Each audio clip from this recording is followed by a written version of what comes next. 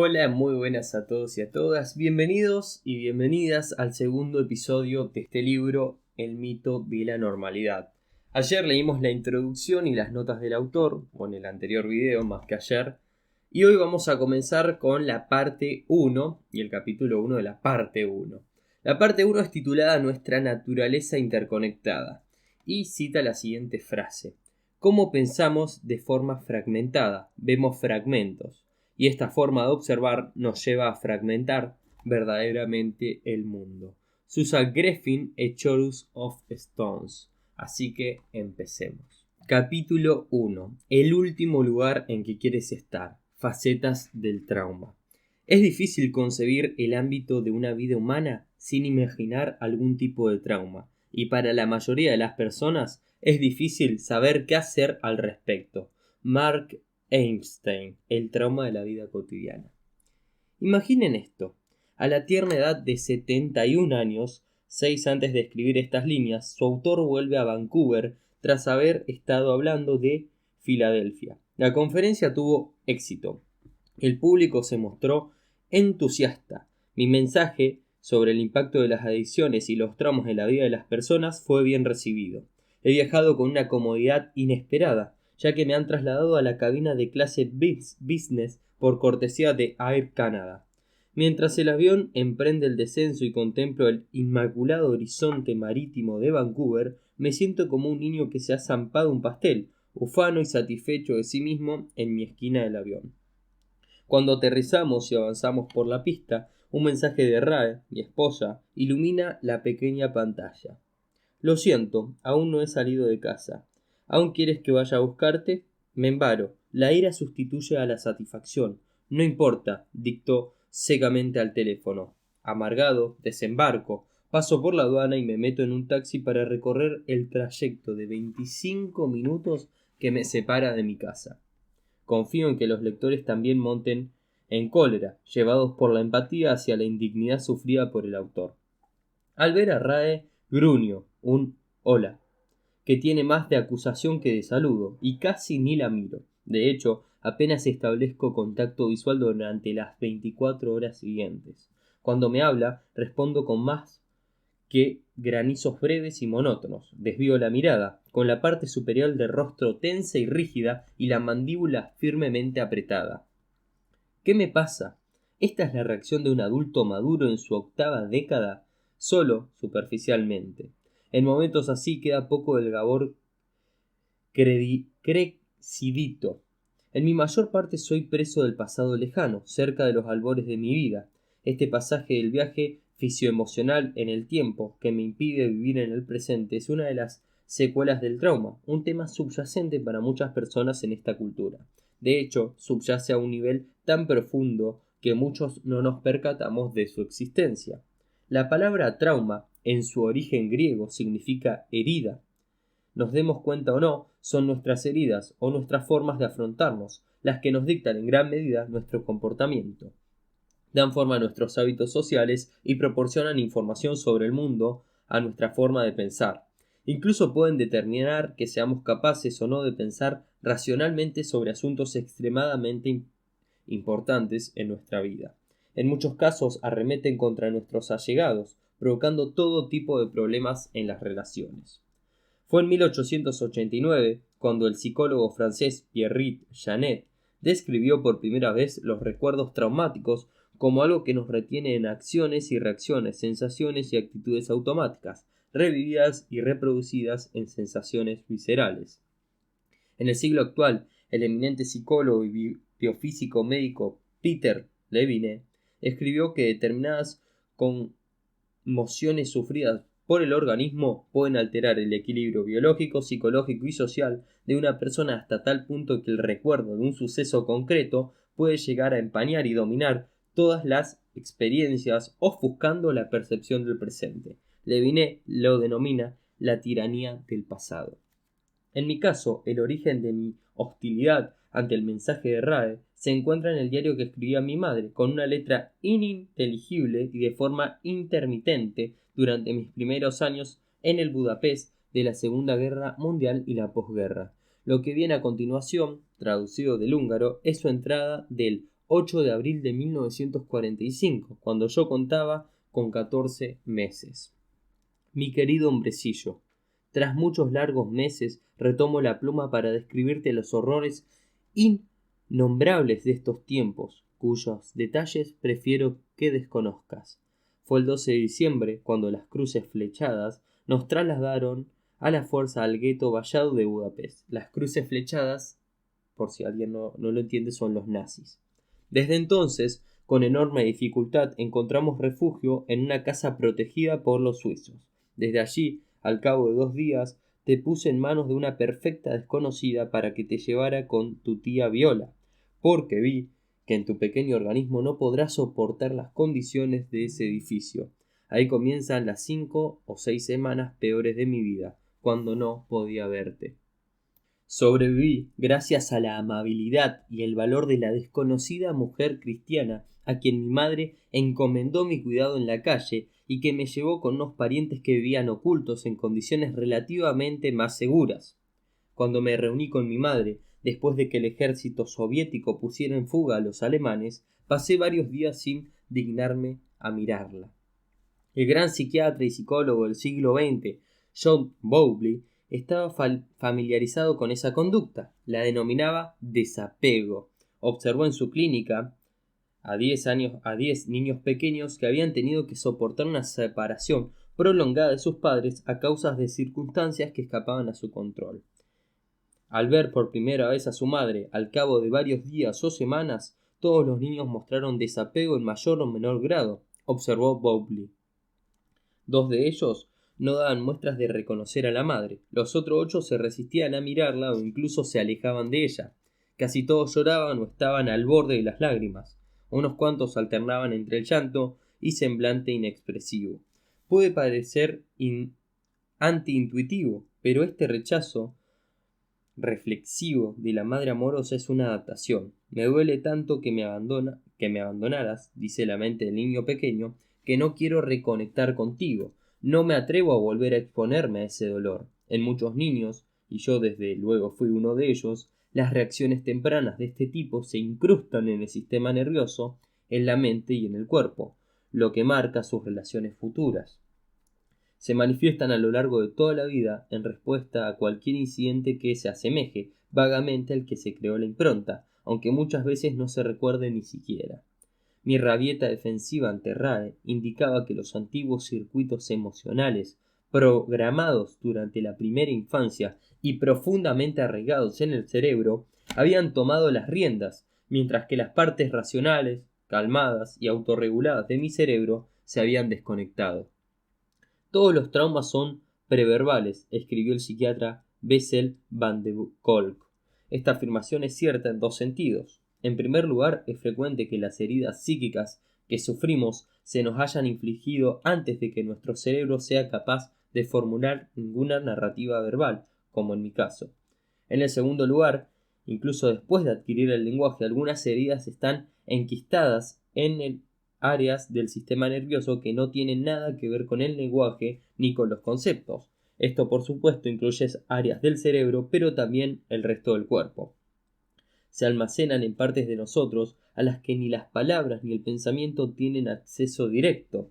Incluso podríamos denominar subverbal a este nivel de codificación de los traumas. Tal como explica Peter Leviné, la memoria consciente explícita solo es la punta de un iceberg muy profundo y poderoso. Apenas deja entrever los estratos sumergidos de la experiencia implícita primaria que nos empuja de maneras que la mente consciente solo puede empezar a concebir. En honor a mi esposa, debo decir que no está dispuesta a permitir que evada las consecuencias echando la culpa de mi rabieta del aeropuerto a los nazis, a los fascistas y al trauma infantil. Sí, el motivo es merecedor de compasión y comprensión y me ha dado lo uno y lo otro en abundancia, pero llega un momento en que Hitler me obligó a hacerlo, deja de ser creíble. Podemos y debemos responsabilizarnos. Después de que pasara 24 horas sin dirigirle la palabra, Rae se hartó. Dejate ya de tonterías, me dijo, y así hice. Algo de progreso y relativa madurez por mi parte. En épocas anteriores habría tardado días o más tiempo en dejarme de tonterías, en desechar el resentimiento, en descongelar el corazón, en relajar la cara, en suavizar mi voz y en volver la cabeza voluntariamente y con amor hacia mi compañera de vida. Mi problema es que me casé con alguien que me entiende, he rezongado en ocasiones, y solo es broma en parte. En realidad, por supuesto, mi mayor bendición es estar casado con una persona que tiene límites sanos, que me ve tal como soy ahora y que no está dispuesta a seguir siendo el blanco de mis prolongadas visitas sin planificar al pasado lejano. ¿Qué es y qué hace el trauma? La impronta del trauma es más endémica de lo que creemos. Puede parecer una formación desconcertante, ya que la palabra trauma se ha convertido en una especie de coletilla en nuestra sociedad. Por si fuera poco, adquirió una serie de acepciones coloquiales que confunden y diluyen su significado. Es imprescindible que tenga un significado claro y amplio, sobre todo en el campo de la sanidad, y ya que está todo relacionado, también prácticamente en todos los aspectos sociales. Por lo general, el término evoca nociones de sucesos catastróficos, huracanes, maltrato, desatención flagrante y guerra. Este es el efecto inintencionado y que induce a equívoco de relegar el trauma al reino de lo anormal, de lo desacostumbrado, de lo excepcional. Si existe una clase de personas a las que denominamos traumatizadas, eso significará que la mayoría de nosotros no lo estamos. Aquí erramos estrepitosamente. El trauma impregna nuestra cultura, desde el funcionamiento personal hasta las relaciones sociales, pasando por la paternidad, la educación, la cultura popular, la economía y la política. De hecho, alguien desprovisto de las marcas del trauma sería un bicho raro en nuestra sociedad. Nos acercamos más a la verdad cuando nos preguntamos dónde encaja cada uno de nosotros en el amplio y sorprendente inclusivo espectro del trauma. ¿Cuáles de sus muchas marcas han llevado a cada uno de nosotros durante toda su vida, la mayor parte, y cuáles han sido los efectos? ¿Y qué posibilidades abrirían si nos familiarizáramos más con ellas y si incluso las conociéramos íntimamente? Pero antes hay que plantear una pregunta más básica. ¿Qué es el trauma? En el sentido que doy al término, el trauma es una herida interna, una ruptura o una partición duradera del yo debido a sucesos difíciles o dolorosos. Según esta definición, el trauma es, ante todo, lo que ocurre dentro de una persona como resultado de sucesos difíciles o dolorosos que la afectan. Lo formulo así. El trauma no es lo que le pasa a una persona, sino lo que le ocurre en su interior. Pensemos en un accidente de tráfico en el que alguien sufre una conmoción cerebral. El accidente es lo que ha ocurrido, la lesión es lo que perdura. De igual manera, el trauma es una lesión psíquica que se nos inquista en el sistema nervioso, en la mente y en el cuerpo, que dura mucho tiempo después del incidente que la originó y que puede activarse en cualquier momento. Es una constelación de penurias compuesta por la herida en sí y por las cargas residuales que nos provoca el cuerpo y el alma, las emociones sin resolver que nos impone, las dinámicas de afrontamiento que dicta, los guiones trágicos o melodramáticos que interpretamos sin querer, pero inexorablemente, y no menos importante, el precio que paga nuestro cuerpo. Cuando una herida no se cura por sí misma, pueden pasar dos cosas. O se queda en carne viva, o más frecuentemente se sustituye por una gruesa capa de tejido cicatrizal. En el primer caso es una fuente continua de dolor y un lugar donde cualquier estímulo, por nimio que sea, puede hacernos daño. Nos obliga a estar siempre alerta, pendientes de la herida y limita nuestras opciones de movernos con flexibilidad y comportarnos con confianza para no volver a sufrir. La cicatriz es preferible, ya que proporciona protección y mantiene unidos los tejidos, pero tiene sus inconvenientes. Aprieta y es dura, inflexible, incapaz de crecer, una zona insensible. La carne sana y viva original no se ha regenerado. Sea una herida abierta o una cicatriz, el trauma sin resolver constriñe el yo física y psicológicamente, pone trabas a nuestras capacidades innatas y genera una distorsión permanente de nuestra forma de ver el mundo y a las otras personas. El trauma, hasta que lo resolvamos, nos ancla en el pasado, arrebatándonos las cosas positivas del presente, limitando nuestro potencial.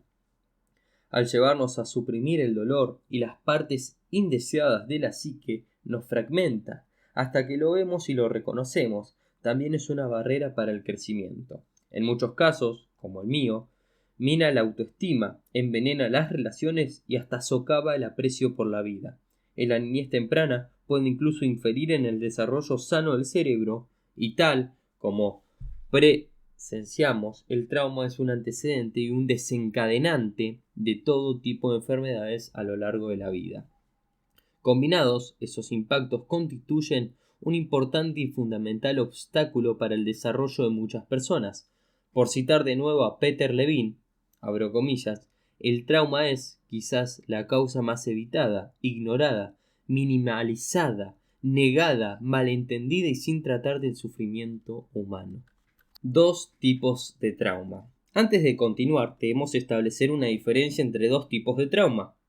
El primero, en el sentido en que investigadores y profesores como Levine y Van der Kolk suelen usar la palabra, está relacionado con las respuestas automáticas y las adaptaciones del cuerpo y la mente a sucesos concretos, identificables, que han resultado dolorosos y abrumadores, sea durante la niñez o posteriormente. Como me ha enseñado la práctica de la medicina y ha demostrado ampliamente la investigación, a muchos niños les pasan cosas dolorosas, desde el maltrato directo o la destensión flagrante en la familia de origen hasta la pobreza, el racismo o la opresión que constituyen circunstancias cotidianas en muchas sociedades. Estos traumas, mucho más habituales de lo que se suele reconocer, dan pie a numerosos síntomas y síndromes y a trastornos diagnosticados como patologías físicas o mentales. Una relación que sigue siendo casi inviable a ojos de la medicina y la psiquiatría en general, con excepción de determinadas enfermedades como el trastorno del estrés postraumático. Algunos denominan trauma con T mayúscula a este tipo de lesiones que constituyen el origen de gran parte de lo que se etiqueta como enfermedades mentales. También crea una predisposición a la enfermedad física al provocar inflamaciones, aumentar el estrés fisiológico e impedir el funcionamiento sano de los genes, entre muchos otros mecanismos. En definitiva, pues, el trauma con T mayúscula se produce cuando a una persona vulnerable le sucede algo que no debería haberle sucedido, como por ejemplo un niño que sufre abusos o violencia en la familia, o un divorcio hostil, o una pérdida del padre o la madre. Todos estos se encuentran entre los criterios de aflicciones infantiles en los conocidos estudios sobre experiencias adversas en la infancia, EAI. Una vez más, los sucesos traumáticos en sí no son idénticos al trauma, a la lesión del yo que provocan en la persona. Existe otra forma del trauma, y es el que considero prácticamente universal en toda nuestra cultura, que en ocasiones se ha denominado trauma con T minúscula. He presenciado muchas veces las marcas duraderas que sucesos aparentemente habituales, que un influyente investigador llamó los infortunios menos memorables, pero dolorosos y mucho más frecuentes de la niñez, pueden dejar en la psique infantil. Entre ellos están el bullying de los homólogos, los comentarios desenfandados pero derogatorios y continuos de unos padres bien intencionados, o incluso simplemente la insuficiente conexión emocional con los adultos que cuidan adecuadamente al niño.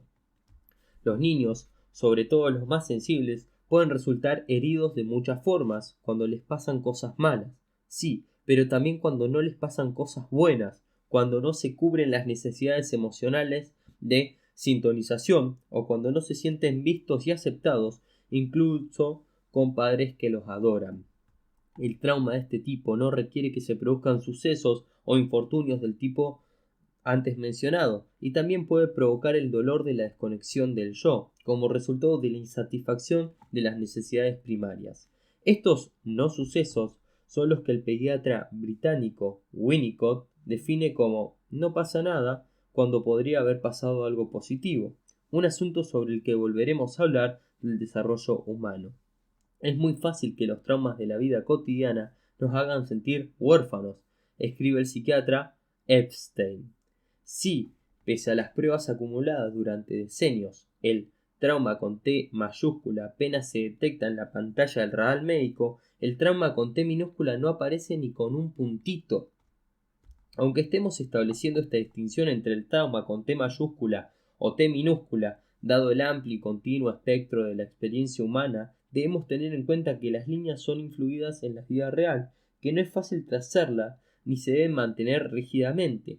Lo que comparten los dos tipos es lo que Bessel van de Vogt resume en, abro comillas, el trauma es que no nos vean y conozcan, cierro comillas.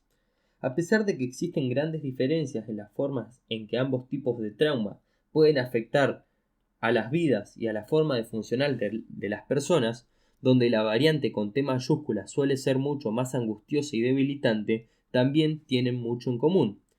Las dos representan una fracturación del yo y de su relación con el mundo.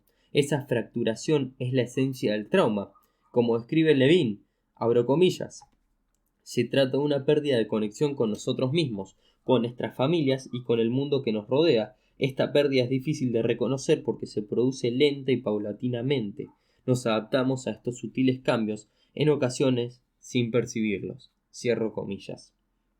Cuando se interioriza, la pérdida de conexión forja nuestra visión de la realidad. Acabamos por creer en el mundo que vemos a través de la lente agrietada. Es alexiador darse cuenta de que aquello por lo que nos tomamos y nuestra forma de actuar habitual, lo que incluye muchos de nuestros aparentes puntos fuertes, los aspectos más y menos funcionales de nuestro yo normales, son muchas veces en parte secuelas de pérdidas traumáticas. También puede resultar desconcertante para muchos de nosotros considerar que por felices y centrados que nos creamos, podemos estar en algún lugar del espectro del trauma, aunque sea lejos del eje de T mayúscula. En última instancia, las comparaciones no sirven para nada. De igual que podamos señalar a otras personas que parecen más traumatizadas que nosotros, ya que el sufrimiento no se puede comparar. Tampoco es adecuado utilizar el propio trauma para situarse por encima de los demás. No has sufrido como yo. Ni con una raqueta con la que rechazar las quejas legítimas de nuestro entorno cuando tenemos un comportamiento destructivo. Cada cual acarrea sus heridas a su manera. No tiene sentido ni valor contrastarlas con la de los demás. ¿En qué no consiste el trauma?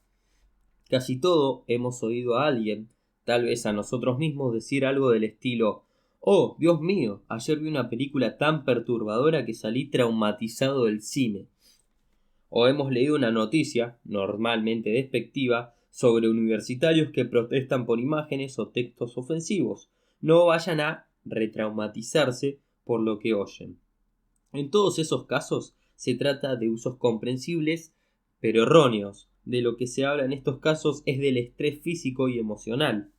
Tal como señala acertadamente Levine, abro comillas, sin duda todos los sucesos traumáticos son estresantes, pero no todos los sucesos estresantes son traumáticos, cierro comillas. Un suceso solo traumatiza o retraumatiza si nos socava, esto es, si nos deja más limitados psíquica o físicamente que antes y de forma persistente. En la vida, lo que incluye el arte, las relaciones sociales o la política, hay muchas cosas que nos alteran, nos angustian o incluso nos dañan sin crearnos nuevos traumas. Eso no quiere decir que las reacciones a traumas antiguos, que no tienen nada que ver con lo que esté pasando, no puedan estar provocadas por fuentes de estrés actuales, como en el caso de cierto escritor que volvió a casa después de dar una conferencia. Eso no es lo mismo que retraumatizarse, a no ser que nos dejen más limitados de lo que estábamos antes. La siguiente lista es bastante fiable para realizar el proceso de eliminación. Si estas cosas siguen siendo ciertas a la larga, no se tratan de un trauma. 1. No limita ni constriñe a la persona, ni reduce su capacidad para sentir o pensar, ni para afirmarse, ni para experimentar el sufrimiento sin sucumbir a la desesperación o para presenciarlo con compasión. 2. No impide soportar el dolor, la aflicción y el miedo sin verse sobrepasado ni tener que refugiarse habitualmente en el trabajo, en el auto, tranquilizamiento compulsivo o la autoestimulación es la forma que adopte. 3. No se siente la necesidad de engrandecerse o empequeñecerse con el fin de obtener aceptación o justificar su existencia. Y 4. no arrebata la capacidad de experimentar gratitud por la belleza y la maravilla de la vida. Si, por otro lado, se reconocen estas limitaciones crónicas, puede que apunten a la sombra de un trauma psíquico, a la presencia de una herida emocional sin curar, independientemente del tamaño de la T de trauma, sea mayúscula o sea minúscula. El trauma nos separa de nuestro cuerpo. Cuando alguien te ha invadido y ha entrado en ti, tu cuerpo deja de ser tuyo, me dijo la escritora B, anteriormente conocida como Eve Ensler, recordando el abuso sexual que había sufrido de pequeña por parte de su padre. Es un paisaje de terror, traición, dolor y crueldad. El último lugar en el que quieres estar es tu cuerpo. Y así empiezas a vivir en tu cabeza. Empiezas a vivir ahí arriba, sin ninguna posibilidad de proteger tu cuerpo, de conocer tu cuerpo. Mira, tenía dentro un tumor del tamaño de un aguacate y no lo sabía, así de distanciada estaba de mí misma. Aunque los detalles de mi pasado son radicalmente distintos de los de B, entiendo de qué habla. Durante mucho tiempo, la pregunta más difícil que me podía hacer era ¿cómo te sientes? Mi respuesta habitual era irritado. ¿Cómo quieres que lo sepa? No tenía ese problema cuando me preguntaban por lo que pensaba. En eso soy un verdadero experto. Sin embargo, no saber qué sentimos, cómo nos sentimos, es un claro indicio de desconexión del cuerpo. ¿Qué provoca esta desconexión? En mi caso, no hay que hacer conjeturas para dar con la respuesta. Mientras era un bebé, en una Hungría sumida en la Guerra Fría, hambre y de disentería crónicas, estados de profunda incomodidad amenazadores y turbadores para los adultos, mucho más para un niño de 1 año. También absorbía los terrores y la constante angustia emocional de mi madre. En ausencia de un alivio, la respuesta natural de una persona de corta edad, su única respuesta en realidad, consiste en reprimir y desconectar los sentimientos asociados al sufrimiento. Se deja de conocer el propio cuerpo. Curiosamente, esta distancia puede manifestarse en etapas posteriores de la vida en la forma de una fortaleza aparente, como mi capacidad para rendir al máximo mientras experimento hambre, estrés o cansancio, que relega, sin que me dé cuenta, mi necesidad de relax, nutrición o descanso. De forma alternativa, la desconexión de otras personas con su cuerpo se manifiesta no sabiendo cuándo dejar de comer o beber. La señal de ya es bastante no le llega. Adopté la forma que adopté. La desconexión impera en la experiencia vital de las personas traumatizadas y es un aspecto esencial de la constelación del trauma. Tal como le ocurrió a B, empieza con un mecanismo de afrontamiento natural por parte del organismo, que además es obligatorio. Puede que ella no hubiera sobrevivido a los horrores de su niñez si hubiera estado presente y consciente plenamente en cada momento de su experiencia de tormento físico y emocional. Y así, estos mecanismos de afrontamiento acuden a nosotros transportados por las alas de la gracia, por así decirlo, para salvarnos la vida a corto plazo. Con el tiempo, sin embargo, si no se le presta atención, se graba un fuego en la psique y en el soma, de forma indeleble, a medida que las respuestas condicionadas se enquistan como mecanismos fijos que ya no encajan con la situación. El resultado es un sufrimiento crónico y con frecuencia, tal como exploraremos a continuación, incluso la enfermedad. Lo más notable de mi encuentro con el cáncer, me dijo B, fue todo el viaje, desde despertarme tras una operación de 9 horas, tras haber perdido varios órganos y 70 ganglios. Me desperté llena de bolsas y tubos que salían de mí, pero por primera vez en mi vida yo era un cuerpo. Era doloroso, pero también estimulante. Soy un cuerpo. Oh Dios mío, estoy aquí, estoy dentro de este cuerpo. Su crónica sensación de repentina de estar en casa dentro de su yo físico ejemplifica perfectamente cómo funciona la curación. Cuando los grilletes del trauma empiezan a aflojarse, nos alegramos de reconectar con las partes de las que nos habíamos distanciado. El trauma nos aparta de los instintos. Prácticamente a cualquier persona que se hubiera visto en la situación de B, la naturaleza le habría recomendado huir o resistirse al abuso de su cuerpo y la agresión a su espíritu. Pero había un problema. Ninguna de las dos opciones está a disposición de una niña pequeña. ya que intentar cualquiera de esas cosas le pondría en un peligro aún mayor. Por tanto, la naturaleza recurrió al plan C: suprimir los dos impulsos reprimiendo las emociones que desencadenarían esas respuestas. Esta supresión puede parecerse a la respuesta de hacerse el muerto que muestran muchos animales cuando no pueden huir ni luchar. La diferencia crucial es esta: en cuanto se marcha el halcón, la zarigüeya puede seguir con sus cosas, ya que su estrategia de supervivencia ha tenido éxito. Un sistema nervioso traumatizado, sin embargo, no vuelve a su estado original. Tenemos sentimientos porque nos dicen que contribuye a nuestra supervivencia y que es contraproducente para esta, dijo una vez el fallecido neurocientífico Jack Panksepp. Las emociones, recalcó, no proceden del cerebro pensante, sino de antiguas estructuras cerebrales asociadas a la supervivencia, que impulsan y garantizan la vida y el desarrollo. La ira intensa activa la reacción de lucha, el miedo intenso la de huida. Por tanto, si las circunstancias dictan que conviene inhibir estos impulsos naturales y sanos, defendernos o escapar, los indicios instintivos, los sentimientos en sí, también deberán suprimirse. Sin alarma no hay movilización. Puede que esto parezca una autoderrota, pero solo es en un sentido limitado. A nivel existencial es un mal menor, el único del que se dispone para reducir el riesgo de daños mayores. El resultado es una amortiguación del mundo de los sentimientos y muchas veces, para que la protección sea mayor, el endurecimiento del corazón psíquico. Nos da un vivido ejemplo la escritura Tara Westover en sus conocidas memorias, Una educación. En ellas recuerda el impacto de los abusos por parte de un hermano, mientras que los padres hacían oídos sordos. Me consideraba inquebrantable, con la sensibilidad de una piedra. Al principio solo me lo creía, hasta que un día se convirtió en realidad. Entonces era capaz de decirme, sin mentir, que no me afectaba, que él no me afectaba, porque nada me afectaba. No entendía hasta qué punto tenía razón de una forma enfermiza, cómo me había vaciado. A pesar de toda mi obsesión con las consecuencias de aquella noche, se me escapaba una verdad vital. El hecho de que no me afectara era su efecto. El trauma limita la flexibilidad de la respuesta.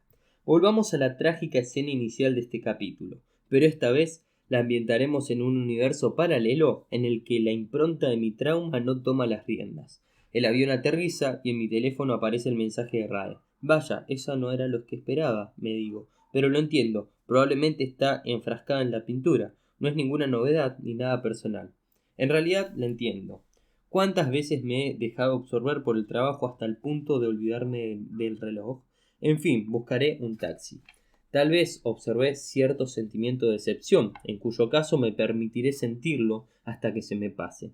Elijo la vulnerabilidad en vez del victimismo. Al llegar a casa no estoy enfadado, no hay distancia emocional ni estoy cariacontecido.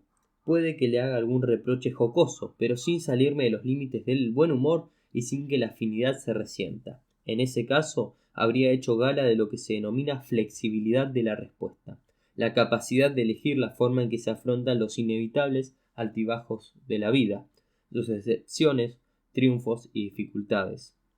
La libertad humana está relacionada con nuestra capacidad de hacer una pausa entre estímulo y respuesta, y durante esa pausa elegir la respuesta a la que deseamos dedicar nuestros esfuerzos, escribió Rollo May. El trauma nos arrebata esa libertad.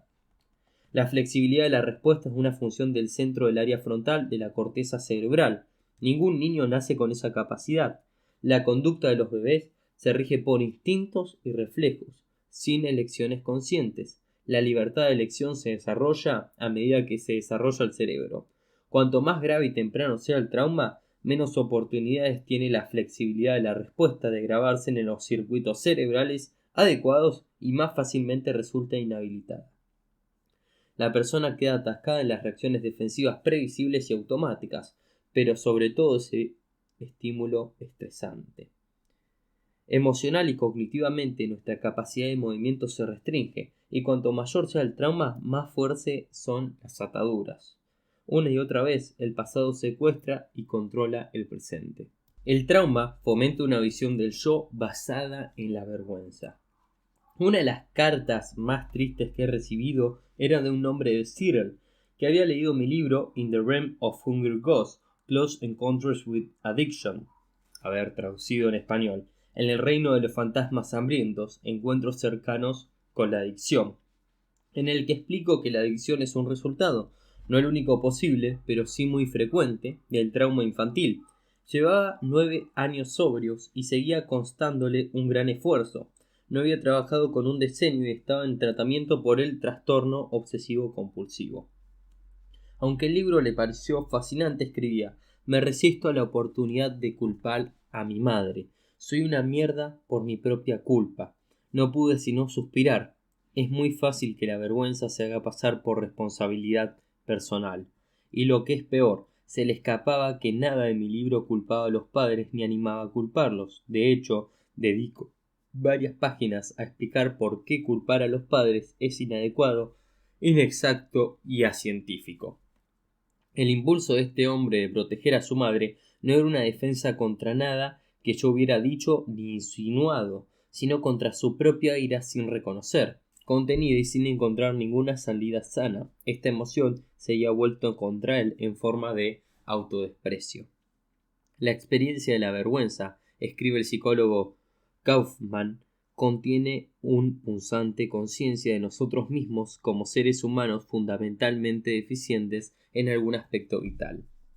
Es muy frecuente que las personas que llevan las cicatrices del trauma desarrollen una visión de sí mismas íntimamente basada en la vergüenza, una autopercepción negativa de la que casi todas son muy conscientes. Entre las consecuencias más nocivas de la vergüenza está la pérdida de la autocompasión. Cuanto más grave sea el trauma, más pronunciada será esta pérdida. Es posible que la visión negativa no penetre siempre la conciencia e incluso que se haga pasar por su opuesto, la alta autoestima. Hay personas que se encapsulan en una armadura de grandiosidad y negación de la que cualquier defecto con el fin de no sentir esa desquiciante vergüenza. Esa automagnificación es sin duda una flagrante manifestación de autodesprecio, aunque mucho más normalizada. Nuestra cultura arrasa por el fango a muchas de las personas más traumatizadas, pero también puede, según el trasfondo de clase, recursos económicos, raza y otras variables, elevar alguna de sus más altas posiciones de poder.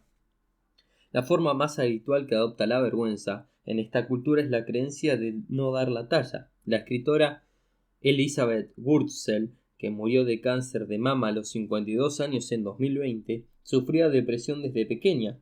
Había tenido una niñez traumática, empezando por el hecho de que la mantenían deliberadamente en secreto la identidad de su padre. Estaba intensamente abatida, relataba en una columna autobiográfica publicada en la revista New York. Con una depresión crónica que empezó cuando tenía unos 10 años, pero en vez de tratar y matar esa voluntad me motivó. Pensaba que si se conseguía ser suficientemente buena en la tarea grande o pequeña que tuviera ante mí, disfrutaría de unos minutos de felicidad.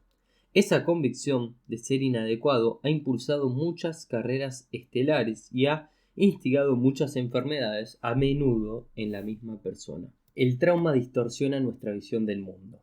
Somos lo que pensamos, todo lo que somos surge de nuestros pensamientos. Así comienza el Dhammapada, la temporal recopilación de aforismos de Buda.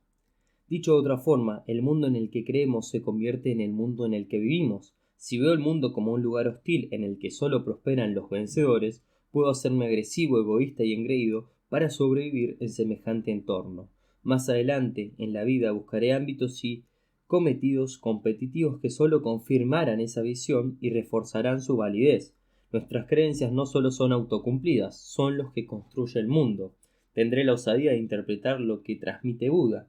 Antes de que la mente pueda crear el mundo crea nuestra mente. Los traumas, sobre todo, cuando son graves, imponen una visión del mundo tenida por el dolor, el miedo y la desconfianza.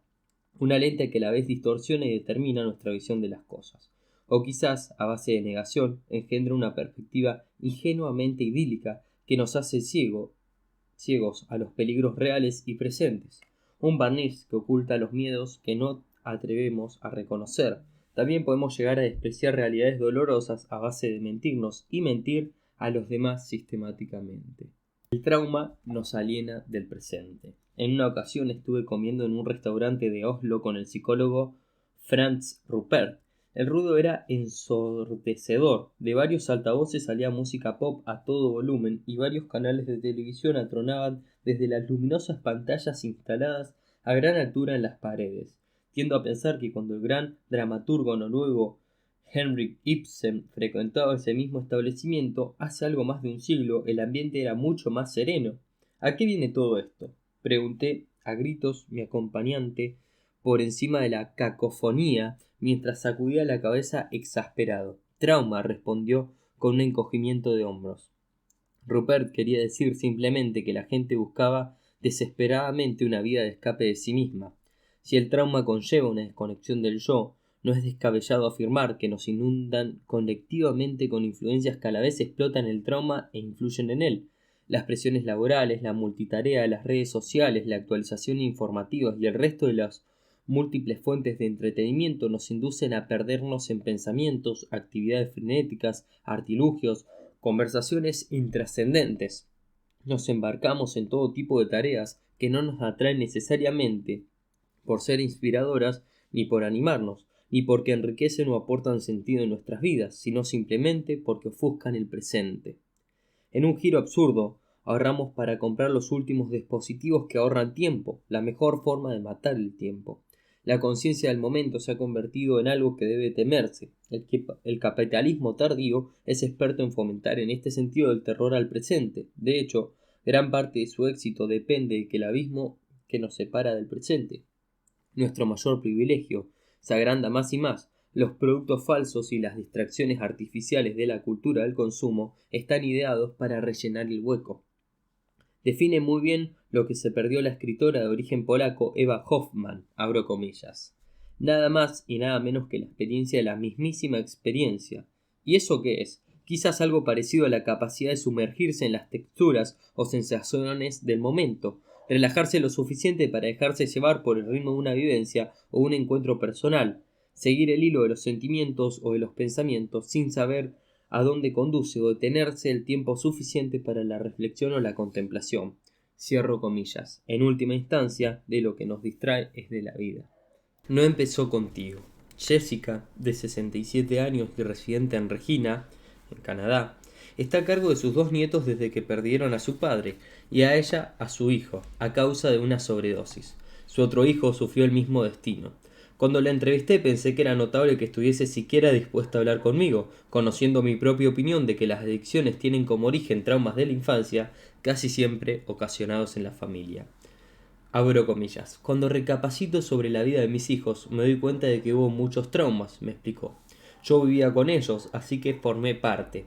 Los eduqué yo desde que tenían 2 y 3 años hasta que volví a casarme, cuando tenían 6 y 7.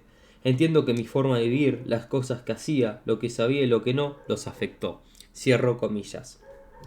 Después de que su padre biológico hubiera abandonado la familia, su padrastro maltrató a los niños física y emocionalmente. Abro comillas. Yo me sentía sola, asustada y atrapada, recuerda Jessica. Cierro comillas. Que le faltara el instinto necesario para no elegir a los hombres como aquellos y que no plantarse cara para proteger a sus hijos se debía a la niñez de la propia Jessica. Aunque sabía querida, también la dejaban sola con una profunda inequitud de la que con el tiempo se vio obligada a desconectar. De pequeña estaba muy avergonzada por mis sentimientos, recuerda. Era muy sensible y lloraba un montón. El trauma, en muchos casos, es multigeneracional. Se transmite de padres a hijos, extendiéndose del pasado al futuro. Pasamos a nuestra descendencia lo que no hemos conseguido resolver. El hogar se convierte en un lugar en el que sin querer recreamos, tal como hice yo, escenarios que recuerdan a aquellos que nos hicieron de pequeños. Los traumas afectan a las madres y a la maternidad, a los padres y a la paternidad, a las relaciones matrimoniales, me dijo el terapeuta Wallingham. Los traumas repetidos proliferan a partir de allí y como resultado nunca se curan. Walling es el autor del libro adecuadamente titulado No empezó contigo, aunque en España se se tituló El dolor no es mío. Como veremos, el trauma puede incluso afectar a la actividad genética a lo largo de las generaciones. Así pues, no es sorprendente que el mayor de los nietos de Jessica haya tenido problemas con estupefacientes, así como dificultades conductuales y del aprendizaje. Gracias a todo lo que Jessica ha aprendido y a pesar de sus dolorosísimas pérdidas, es capaz de prestarle mucho más apoyo con calidez y eficacia del que pudo prestar a sus propios hijos. Cabe destacar también que Jessica no se flagela al describir la situación, habla de comprensión en vez de culparse por lo que no comprendía, por lo que no podía comprender en otros tiempos. La culpa, con el centro de gravedad anclado permanentemente en el pasado, solo la apartaría de su misión de estar con su ser querido aquí y ahora. La culpa se convierte en un concepto sin sentido en el momento en el que se entiende como el sufrimiento en un sistema familiar o incluso en una comunidad se extiende a generaciones anteriores. Abro comillas. Al reconocer esto se disipa rápidamente cualquier tendencia a ver a los padres como villanos. Cierro comillas, escribió John Bowlby, el psiquiatra británico que mostró la importancia decisiva que tienen las relaciones entre niños y adultos en la configuración de la psique. Por muchos que retrocedamos en el árbol familiar, tatarabuelos, ancestros premodernos, Adán y Eva, en la primera ameba unicelular, el dedo acusatorio no logra dar con un objetivo fijo. Eso debería constituir un alivio. Las noticias mejoran. Considerar que el trauma es una dinámica interna nos proporciona un sentido de agencia muy necesario. Si tratamos el trauma como un suceso externo, algo que nos pasó o que pasó a nuestro alrededor, se convierte en parte de una historia de la que nunca podríamos disociarnos. Si por el contrario vemos el trauma como lo que sucedió en nuestro interior, como resultado de lo ocurrido, en el sentido en que nos causó heridas o desconexión, la curación y la reconexión se convierten en posibilidades tangibles. Capacidad de conocernos. El intento de mantener a raya la conciencia del trauma obstaculiza nuestra capacidad de conocernos. Por otra parte, convertirlo en una identidad labrada en piedra, sea en la forma de actitud desafiante, negatividad o autocompasión, es perderse tanto en el sentido como en la oportunidad de sanar, ya que por definición el trauma representa una distorsión, una limitación de la persona a cada cual estaba destinado a ser. Enfrentarse a él directamente sin negarlo ni identificarse en exceso es la puerta a la salud y el equilibrio. Abro comillas. Son esas adversidades las que abren la mente e incitan a la curiosidad por ver si hay formas nuevas de hacer las cosas. Cierro comillas, me dijo Bessel van der Kolk, y a continuación cito a Sócrates, abro comillas. Una vida sin examen no merece ser vivida. Cierro comillas. Mientras una persona no se examina a sí misma, estará a expensas de las circunstancias, pero cuando se dé cuenta de que tiene opciones, podrá elegir. Obsérvese que no dijo cuando vaya al psicólogo durante décadas. Como expondré más adelante, podemos alcanzar la liberación incluso mediante el modesto autoexamen, la disposición a cuestionarse muchas de las verdades a las que nos aferramos y el punto de vista determinado que hace que parezcan tan reales, tal como el fantasma de la fuerza de un famoso maestro Jedi le dijo a su abatido joven aprendiz en un momento crucial: es una galaxia muy, muy lejana. Aunque este capítulo se ha centrado en sus dimensiones personales, el trauma también existe en la esfera colectiva, donde afecta a naciones y pueblos enteros en diversos momentos de la historia. Hasta hoy ha existido en algunos grupos con una fuerza desproporcionada, como ocurre en la población indígena en Canadá, que durante muchas generaciones ha sufrido privaciones, la persecución por parte del colonialismo y sobre todo los siglos de dolor de sus hijos, arrancados de sus familias y confinados en colegios internos gestionados por la Iglesia, donde campaban el abuso físico, sexual y emocional. Todo esto ha acarreado sus miembros trágicos legados de adicción, enfermedades físicas y mentales, suicidio y la continuada transmisión del trauma a las nuevas generaciones. El traumático legado de la esclavitud y el racismo de los Estados Unidos es otro buen ejemplo. En la parte 4 de este libro va a desarrollar más a fondo estos asuntos.